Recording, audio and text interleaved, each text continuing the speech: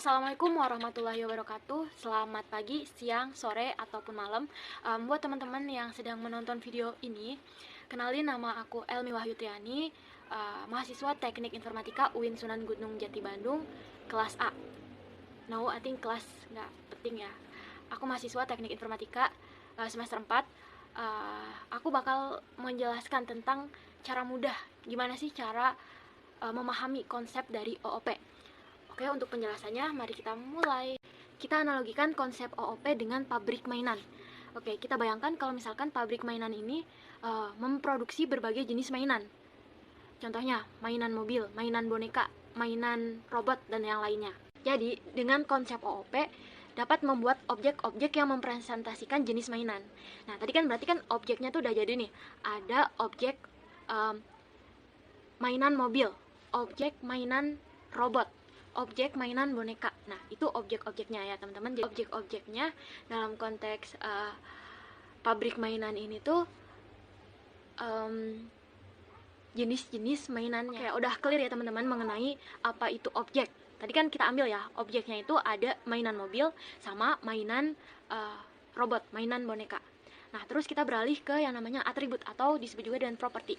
Nah, atribut ini bagian dari objek atau si objek ini memiliki satu atau lebih atribut. Misalnya, tadi kan kita ambil contoh, objek mainan mobil. Nah, mainan mobil ini punya atribut yang namanya warna. Warna mobilnya apa? Terus ukuran mobil, besar, kecil, atau sedang. Terus kalau misalkan kita ambil contoh lagi, tadi objeknya adalah mainan robot. Nah, robot kan bisa jenis kelamin, atributnya jenis kelamin, terus ukurannya seberapa. Mungkin itu adalah contoh dari atributnya. Oke, next selanjutnya adalah method. Nah, method itu disebut juga dengan aksi atau metode. Aksi ya, paling gampang niatnya itu aksi, yang beraksi gitu. Nah, tadi kan kita ambil contoh objeknya itu mainan mobil. Nah, mainan mobil ini punya atribut dan juga punya metode. Apa coba metodenya? Aksi si mobilnya. Aksi si mobil ya, si mobil tuh bisa maju, bisa mundur, bisa belok. Nah, itu merupakan method daripada objek mainan mobil. Terus kita ambil contoh yang kedua tadi, yaitu mainan robot. Nah, robot kan ada yang bisa berbicara, berarti metodenya itu berbicara. Terus robot itu ada yang bisa jalan, berarti metodenya itu berjalan gitu teman-teman. Semoga mudah untuk dipahami. Nanti kita bakalan overview lagi tentang pembahasan 4 ini. Selain itu juga di dalam konsep OOP memungkinkan untuk pembuatan kelas atau blueprint untuk mencetak objek-objeknya sekaligus properti dan metodenya. Jadi tadi kan kita membuat objek yang namanya mainan mobil, mainan boneka, mainan robot, dan mainan yang lainnya gitu ya. Nah, kita bisa bikin kelas namanya itu mainan. Jadi isinya tuh objek-objeknya tuh jenis-jenis si mainannya. Tadi mainan mobil, mainan boneka, mainan robot. Terus ada juga atribut-atributnya, terus juga ada metode-metodenya. Mungkin seperti itu teman-teman. Semoga mudah untuk dipahami. Oke, konsep selanjutnya dalam OOP ada yang namanya constructor, enkapsulasi, dan inheritance. Satu-satu akan dibahas dengan analogi pabrik mainan. Let's go, semoga mudah untuk dipahami. Oke, penjelasan yang pertama adalah tentang constructor. Nah, constructor itu kalau misalkan kita ibaratkan pabrik mainan, constructor itu adalah tahap awal di mana pabrik ini tuh memproduksi mainannya.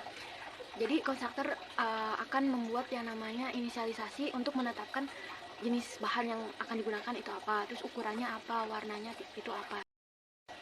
Dengan konstruktor, setiap objek yang dibuat dari kelas akan memiliki nilai awal yang sama.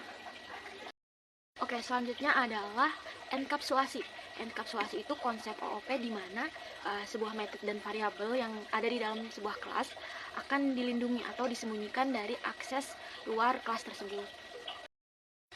Oke, teman-teman juga harus tahu yang namanya access modifier, yaitu digunakan untuk mengatur aksesibilitas dari sebuah kelas, method, atau variabel dari kelas lain. Oke, terdapat 3 jenis access modifier yang sering digunakan. Yang pertama adalah public.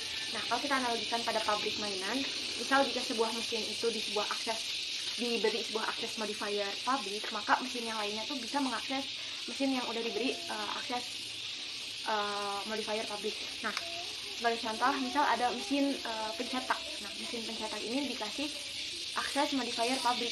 Berarti mesin yang lainnya, misalnya mesin penggerak itu tuh bisa mengakses mesin pencetak tersebut. Yang kedua adalah private.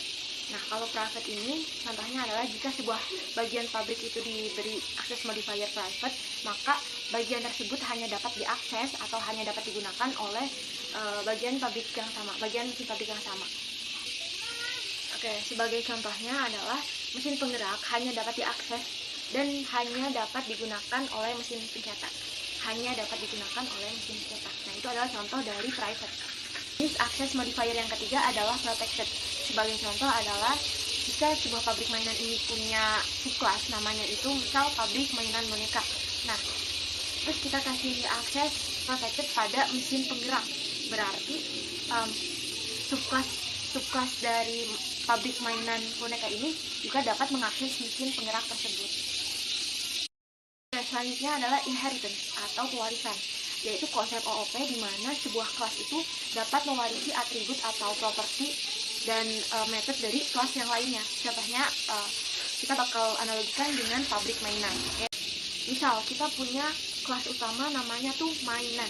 Nah, maka subkelas seperti mainan mobil, mainan robot, mainan boneka tuh dapat mewarisi atribut atau properti dan metode dari kelas mainan. Kita ambil contoh subkelas mainan mobil. Nah, mainan mobil itu kan subkelas dari mainan kelas. Berarti subkelas mainan mobil ini dapat mewarisi atribut dan metode dari kelas mainan. Misalnya entah itu ukurannya atau warnanya, jenis mobilnya. Cukup sekian dari saya tentang konsep OOP dengan analogi pabrik mainan. Semoga mudah untuk dipahami. Terima kasih. Wassalamualaikum warahmatullahi wabarakatuh.